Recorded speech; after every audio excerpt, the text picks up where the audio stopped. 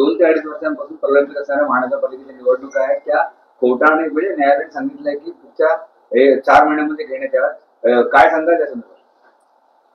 जर न्यायालयाने सांगितलं असेल तर त्या घ्याव्याच लागतील. आतापर्यंत त्या का टाळण्यात आल्या याचं उत्तर कोणाकडेही नाही.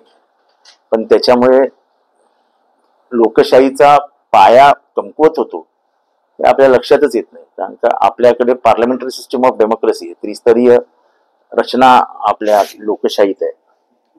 जिल्हा परिषद, ग्रामपंचायत, विधानसभा, लोकसभा अशा पद्धतीने आपण वरती जातो, पण खालचा स्तरच नाहीसा करून टाकला होता. त्याच्यामुळे प्रचंड भ्रष्टाचाराला सामोरे जावं लागलं. आज ठाण्याचा विचार केला तर ठाण्यामधल्या अनेक समस्या गंभीर होत चालल्यात. पाण्याची समस्या आहे, कचऱ्याची समस्या आहे, उत्तर द्यायला कोणीच नाही.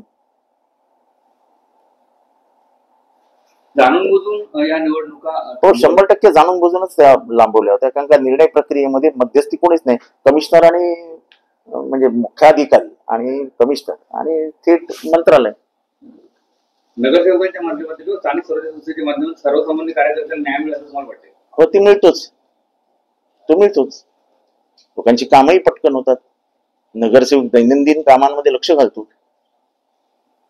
एक वॉर्ड सांभाळतो, एक प्रभाग सांभाळतो, एक भाग सांभाळतो.